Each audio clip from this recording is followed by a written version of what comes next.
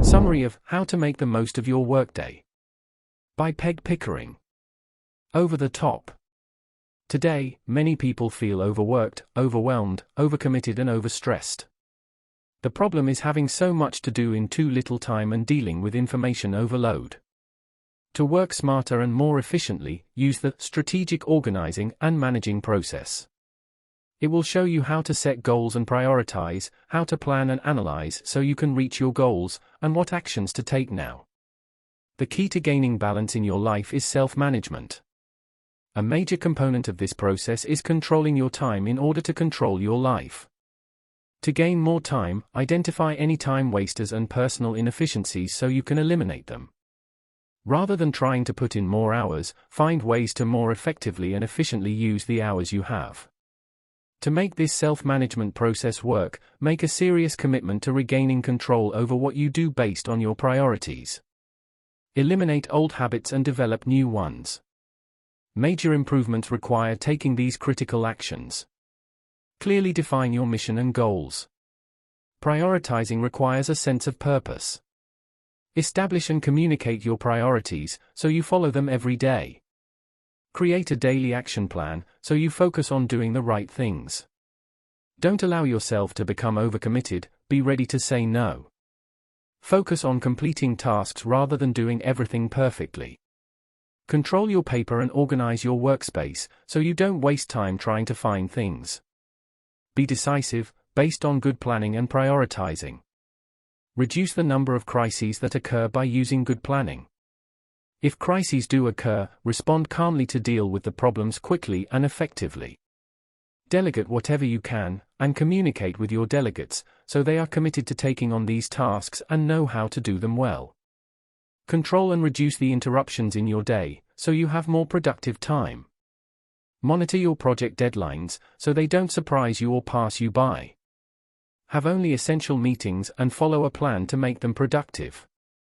Don't procrastinate. Do the most important activities first.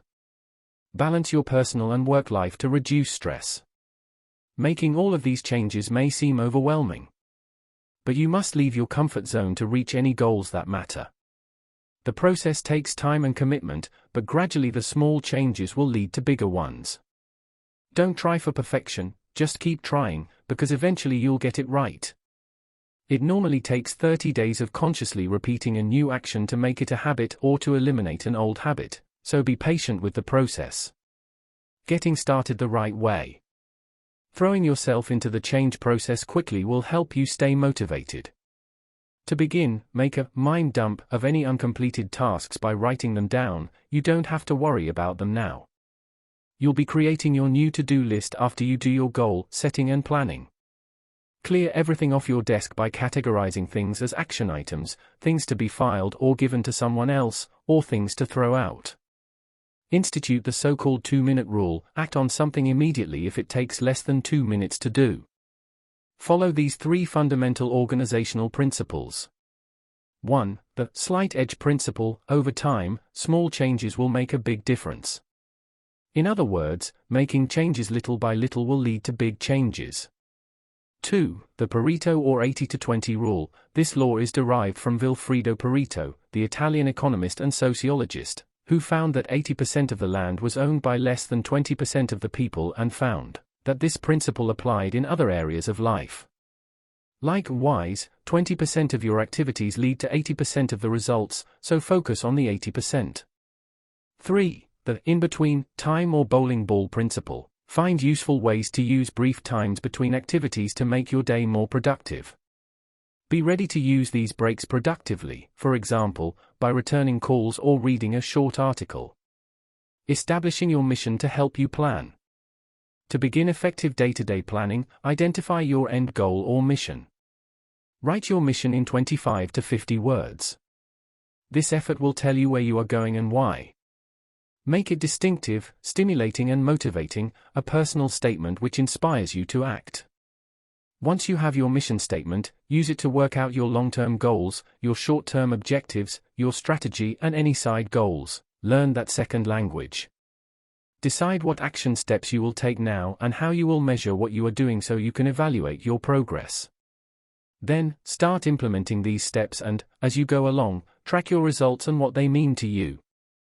Do they fit your mission statement? If not, re-evaluate how you are implementing your action steps. Planning to achieve success. Planning is essential to keep you on track. However, day-to-day operations, lack of immediate satisfaction, fear of failure and bad habits impede planning. And, planning itself is a challenging task that will, at first, add more paperwork to your life. But planning leads to quicker decision-making and will eventually reduce the paperwork you do every day.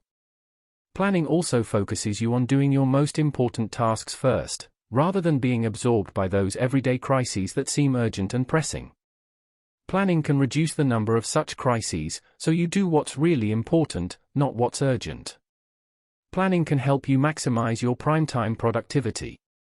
Ideally, plan to do the most important activities during the time periods when you have the most energy and ability to concentrate, since you'll do a better, more efficient job. Plot out your time schedule, noting when your energy level is high, medium or low to identify your productive high-level times. If you have a tough job to do, tackle it first, so you can go through the rest of the day with ease. Plan for tomorrow at the end of each day, so you are ready. Setting your priorities. According to the Pareto principle, you can be 80% effective if you focus on achieving 20% of your goals. So prioritize the goals you most want to achieve. Decide what jobs are the most important and work on those tasks first. The difficult thing is deciding what's the most important. To help you conduct a key functions analysis, in which you look at each task in terms of the time needed, the skill required, your level of satisfaction and the results for you and your organization. Ideally, spend your time on activities with the greatest payoff. Use the analysis to help you determine if you are making the best use of your time. List your current commitments in your work and personal life to help you decide if you like your present balance or want to make any changes. Are you spending enough, too little or too much time on different activities in each area of your life? Carry out a weekly time inventory to see how you spend your time, include your appointments and regular meetings. Once you fill out these inventory and assessment sheets, review them in light of your goals. Reduce or eliminate activities that are time wasters or that are not related to your goals. Avoiding being overcommitted. Being overcommitted creates a big drag on your time and your ability to accomplish your goals. It happens when you take on too many tasks. To deal with it, first assess the degree to which you are overcommitted and then reduce your commitments to a manageable size. How? Here are 5 steps. 1. List every activity you have made commitments to do in your professional life and make a second list of every committed activity in your personal life. 2. List everything you should do or really want to do, but aren't doing. 3. Look at your first lists and decide how important these activities are to you. Consider what you might be able to wiggle out of doing. 4. Create a plan to stop doing what you don't want to do. 5. Indicate when you will start doing things you should do or want to do, from item number 2. To avoid getting overcommitted in the future, assess every new request people make of you. Listen carefully. Ponder whether you want to do this in light of your priorities. Make an immediate decision and, if you say no, indicate it clearly and quickly. Often people resist saying no, because they feel they will disappoint the other person. But if it's not worthwhile for you, don't do it. To shore up your decision, know why you are refusing. If sharing your reasons would help your relationship with the other person, share your reasons. Otherwise, simply say no, though you can offer alternatives if appropriate, such as suggesting another way for someone else to do the job. The 4 deadly errors. Avoiding the plague of the 4 deadly workday killers, paper, email, indecision, and procrastination, can help you control your day. Here's how. Paper. The best way to control your paper flow is to keep most papers from ever reaching your desk. Put your inbox outside your office door or just inside it. You'll save time just because you will no longer notice papers as they come in or talk to the person who brings them. Limit the times you check this box, review the contents while standing next to the box and handle them on the spot. Only bring papers that you have to deal with to your desk. Create a good filing system for those papers. A tickler file divided into each day is useful for filing papers according to when you have to act on them. And when in doubt, throw something out. Email, review your emails on a scheduled basis, not on a continuing basis throughout the day. File the emails according to whether you expect an action, are waiting for a response, or want to read and review. Avoid sending routine thank you notes. Use the original subject headings, but not the text of the previous message. Procrastination. Recognize that the main reasons for procrastination are fear of failure, fear of success, or fear of surrendering control, and put those fears aside. You don't need to be a perfectionist with paralyzing high standards.